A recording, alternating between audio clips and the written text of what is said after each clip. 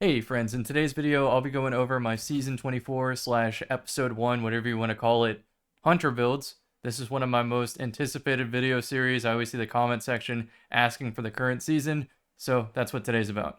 Starting off with a Prism Hunter, the most important fragment is Facet of Solitude. I've done a video on this, link in the description, but to summarize, certain weapons like Hawkmoon, Thorn, The Last Word, Luna's Howl, if you just achieve their TTK, 3 bullets, you proc a Severing Blast, which then activates Stasis Executioner to give you walls and invisibility. Recently, Threaded Spectre was nerfed to have a longer cooldown, almost akin to Acrobat Dodge, which I will talk about way later in the video when I use an Acrobat Dodge clone build. Since I don't want the longer cooldown, and I want to be 10 mobility to have access to my blinding dodge as much as possible, I elected to go 10 to 10 instead of what a lot of players do is 6, 7, 10. And you go 7 to try to tank a igneous hammer shot from 3 different people. If you're in a duel, precision instrument will win anyway, but not every 120 has precision instrument. And also 7 tanks a lot of interesting stuff. Like if a Titan uses Behemoth Melee Shiver Strike, they will not be able to proc knockout if you are 6 or above resilience. But I decided to go for 2 just because it's kind of the last remaining stat. I want 10 recov to participate in the fight as much as possible. I want 10 mobility, not just for the strafe, but just to have my radar blinder as much as possible. Especially since, again, Clone was nerfed to have a longer cooldown, so I can't really rely on that as much. And I don't necessarily have a use for Acrobat Dodge on all classes, and it's also worse on mouse and keyboard, where you have to physically look in the direction that you want to dodge. I'm of course going Snare Bomb, which means I am locked into Gambler's Dodge. There's an alternate version of this loadout I want to make, but I just don't have the armor yet, where I just flip this Discipline stat with this Strength stat, where I have somewhere like 6 or 7 Strength, and I don't even care what the Discipline is, because I will only use my Grapple if I make a Tangle, and I can make the Tangle from Facet of Solitude, or I could also switch to Threaded Spike if I really wanted to, and let Gemini do all the work. Since I don't get any value out of Ascension or Gunpowder Gamble with this build, Winter Shroud is pretty much the only thing to run. And it can be useful when you're on the edge of a cliff or something, somebody jumps at you, and you slow dodge and they fall to their demise. I can probably work in Ascension and Gunpowder Gamble in the future, but I have specialty builds for both of those, so I don't really need to. The other fragments. Facet of Dawn gives me Radiant when the smoke tags them. Facet of Purpose, since I'm using Tether, which is one of the fastest cooldowns, it gives me a small overshield whenever I pick up an Orb of Light. I create that Orb of Light through Reaper. I simultaneously pick it up with Powerful Attraction. Let's say I slide in and I slug headshot somebody and dodge simultaneously. Well, I get all my health back from Recoup Better already, and I get an overshield, which helps me fight the next player. Facet of Blessing is great since I don't have Titan Knockout to get my health back. And if I'm using a very grenade-centered build where I switch off of Grapple, I will usually ditch Facet of Blessing or Facet of Purpose to go Dominance so I can have Weaken Magnetic Grenades or Jolt Arc Bolts. Next is Ruin, just for stats. And of course I already talked about Solitude. I do not care about Transcendence on Hunter. Even getting my smoke back instantly doesn't really matter when I have Gambler's Dodge there. Oh, also if I went the Strength route, I would immediately switch to Marksman Dodge and maybe even run something with Desperado or Kill Clip to make up for that. Marksman Dodge with Hawkmoon is rough, but you can also use Kinetic Holster, shoot a couple Hawkmoon bullets, switch to your shotgun for a second, and then switch back to Hawkmoon after it autoloads. As long as it doesn't fill the entire magazine, you get to keep your amount of Paracausal rounds, so you can save your one shot for later. I also like to keep Radar Booster on my power weapon. Very, very, very helpful for sussing out where your opponent is. Same with Threat Detector, same with Keep Away, if I was, for instance, using an Igneous Hammer. So I have 2 slots right here, so whenever I'm playing competitive, this is my main go-to build. I will have a close range or medium range setup, and then a long range setup that involves something like Jade Rabbit and possibly Summoner, or maybe Forerunner. I also have a lot of bow setups, interchangeable with all these loadouts, but let's move on. We're going to go with, I'm loading up the match and I see somebody has something like Sanguine Alchemy and Ariana's Vow, and I know that I need high resilience to tank that. I do not want to get one tap the entire game. So I'm going to switch to a 10 resilience setup that uses Graviton Forfeit.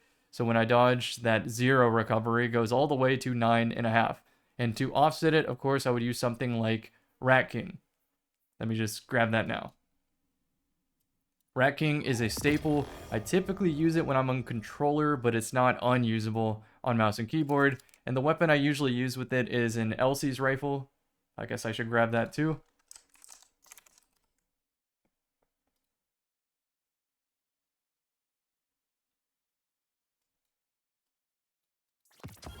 This Elsie's rifle with Desperado.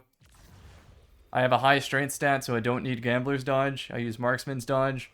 And long term, I want to get a Graviton Forfeit that is maxed on the Resilience stat, so I can instead trade Leeching for Persistence to have even longer invis, which is longer times under the effect of Graviton Forfeit. Keep in mind, if you have extended invis, you will still ping the radar an extra time, but sometimes that works out in the midst of the chaos of PvP.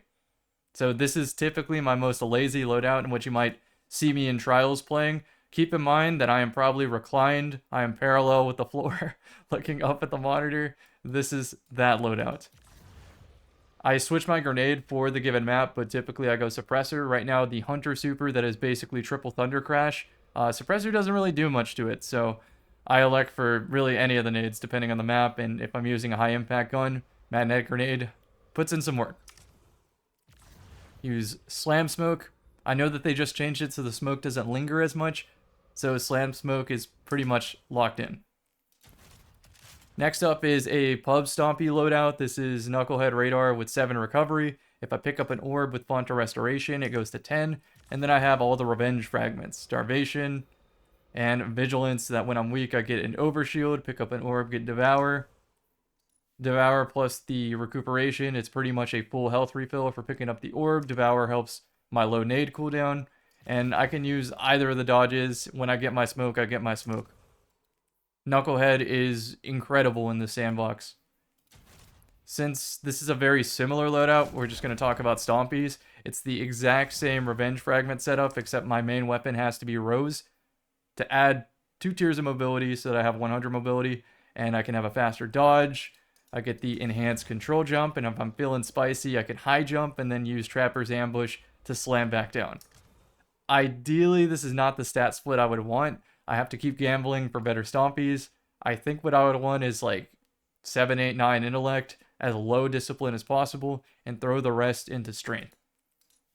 The shotgun I'm using, just got it from Solstice. It has 1-2 punch if Wells and Bubbles ever exist again in the meta and you need it. My Rose is pretty much perfect. I would take a couple of variations here. When I'm on Prism, I want steady rounds. When I'm off Prism, I think I want extended mag. Everything else is pretty much perfect. I would want a range masterwork if I have slide shot, since slide shot does give some stability, and snapshot also gives some stability. So if this was an opening shot roll, I would say it's perfect. But since I got snapshot, I think I would want a little bit more range if possible. However, this is probably the best Rose I'm ever going to get. I would also want a Vorpal weapon roll just to have for supers and whatnot if my opponent is also swapping.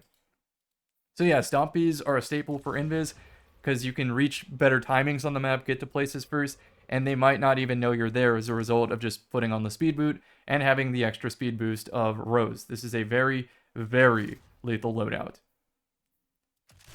This one almost got put on the bench. I have a little notepad here telling me where everything is. These are the ones on the bench: Mechaneer Invis, Omnioculus, Gear Falcon, Lucky Pants, Renewal, and Gemini. Normally Omnioculus is locked in, but since they made it so smokes don't linger as much, it kind of lost a little bit of value. And the other reason I ran it is because everyone didn't used to run slugs. Now it's pretty much a slug in every single round of trials. So the whole reason I was using Omni was to close the gap and just stay slightly outside of pellet range. And I guess you could do that with slugs, but more often than not, we just trade anyway. Let's get on to Sword Arachnid. This one is min-max for having enough intellect to maybe get a super in trials, but to have your discipline up enough. Right now there's a bug with Widow Silk and other things that give you additional charges, where if you die, you lose your partial charge and you spawn back with just 1 out of 2. Hope that made sense. Anyway, the strategy I use of proccing half a grapple by just spamming the grenade button is not as valuable, because if you die, you go back to 1 grapple, and then you can't loop it off of creating a grapple point. So this lost so much value, and I almost considered benching it. The other half of that is Threaded Spectre, also got nerfed, so I would almost want to go Ensnaring Slam. So in a way, I could do Whirling Maelstrom and Ensnaring Slam and just run it like that for fun, but we'll have to wait and see. This is going to be more of a 6's fun loadout rather than what I would say my Desert Island loadout, where, gun to my head, you can only play 1 loadout on Hunter for the rest of your career. This would have been one of them before the nerfs. It is that potent when you can just simply half grapple and get anti-flinch from Surturachnid, easy make the tangles, and so on.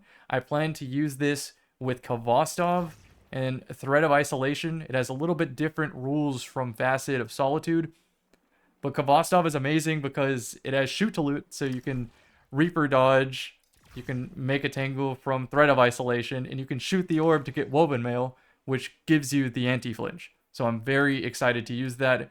Once again, this is probably going to be more of a pub stompy loadout, kind of like my Knucklehead. What is not a pub stomp loadout, but kind of is Bakris. I think this is one of the most potent trial setups, where 1 kill can equal 2 as long as I hit that Bakris dodge with the kill clip. Marksman dodge, I had to shift from Threaded Spectre to Winter Shroud, but that's not necessarily a bad thing considering what Bakris does.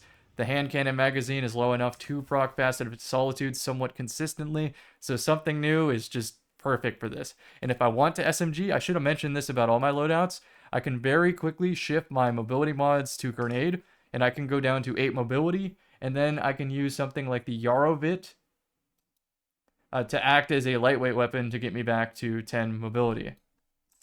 Let me show you that if I haven't showed you already. I've made a video on it.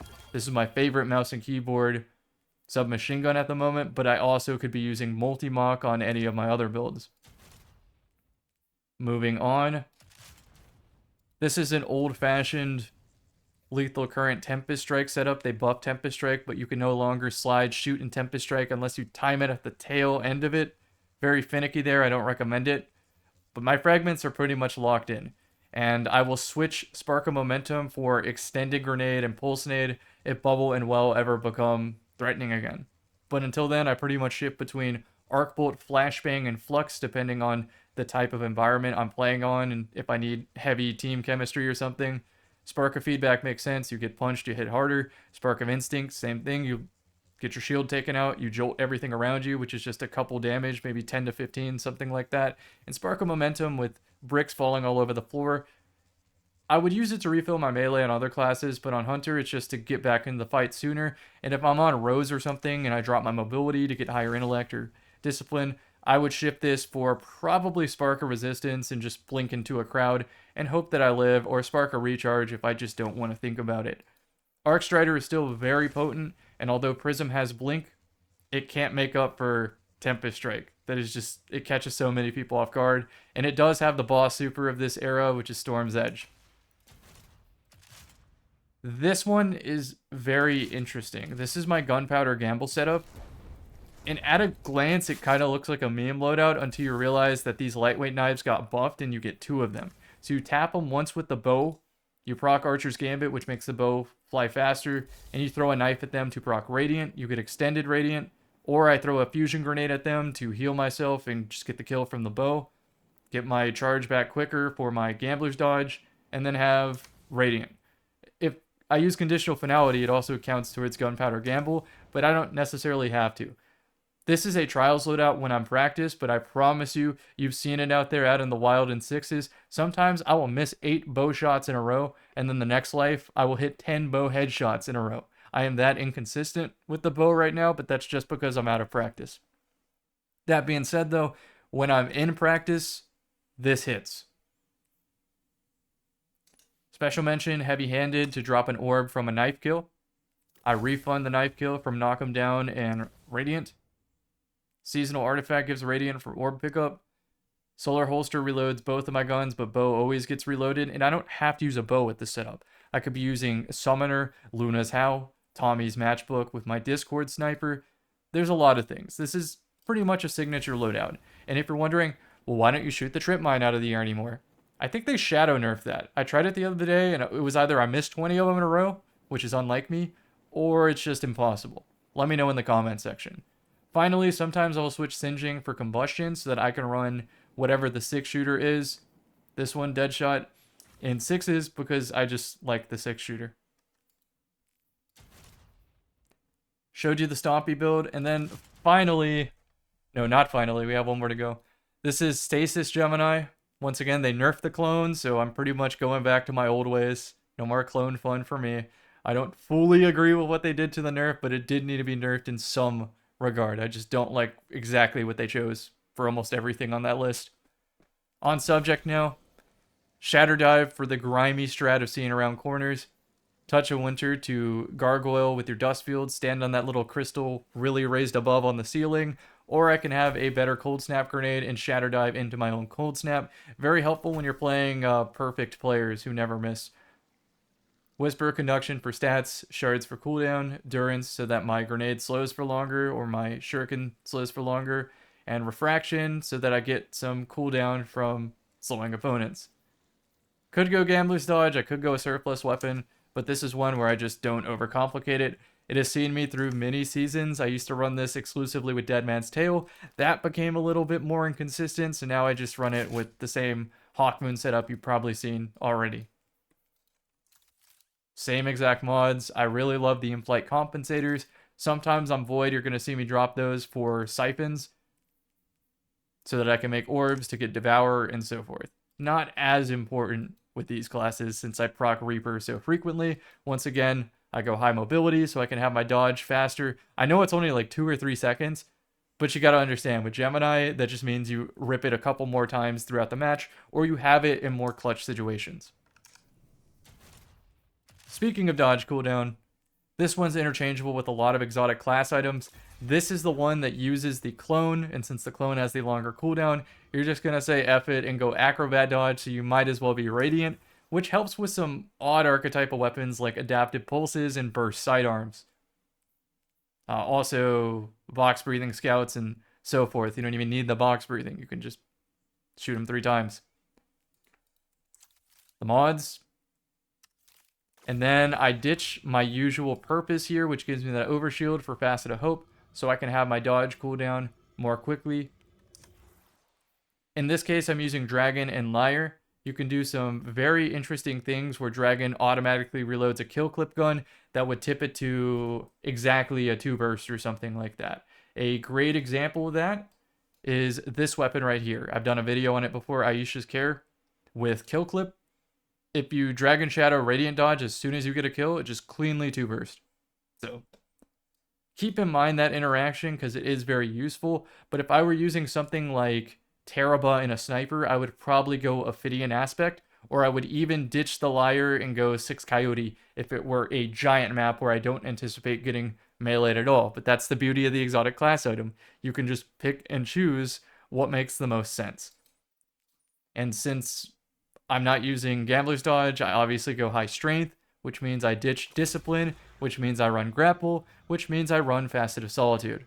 Hopefully now repeating the same thing a couple times kind of makes you understand the thought process behind these builds, and you can do it yourself in Destiny Item Manager or D2 Armor Picker. Keep in mind that Grasp of Avarice just passed, so I think you have T-minus 5 weeks until it's Grasp of Avarice to get higher stat armor. And as for the exotics, I made a very, very quick note of what I need based on trying to see if I had the stat splits on Destiny Item Manager, D2 Armor Picker, and going, my Graviton is very low resilience, so I can't get the 10 resilience build with persistence. Real quick, I'll talk about why these all got benched. I know I talked about Omni already. Mechaneer Invis, I value Rat King too much with Omnioculus and Graviton, since, going Invis with Graviton just gives me my healing back anyway. So, yeah, I'm not really using sidearms outside of Rat King that much right now. Gear Falcon, in parentheses, there's just no void weapons I'm enjoying right now. Even considering Elsie's, I'd rather just use that with Knucklehead and call it a day. Lucky Pants Last Word, I just recently did a bug video on how it was shadow nerfed to not activate between double hand cannon. Just played the Concord beta, used, or not beta, the launch, might as well be a beta. I used the Lennox character, and this just reminded me of Lucky Pants' last word, and I can't even use it in the game. It was built in. Renewal Grasp I see being very popular in the meta. I will make it on a Trials weekly basis to run with teammates. And then, of course, Gemini one is reserved for this spot right here, maybe in the future. Or maybe I put one of these on the bench. I just don't have the strength set up yet. I did Grasp of Avarice on my Titan, and my Warlock and Hunter just got unlucky this time. That was a lot of talking. I have to always look at my stream deck to see that the microphone was on, because I promise you, I've been doing this for a couple of years. One of those times, I forgot to hit the microphone on, and I still think about that day. See y'all on the next one. Enjoy. I'll try to answer any questions in the comment section below. Thanks.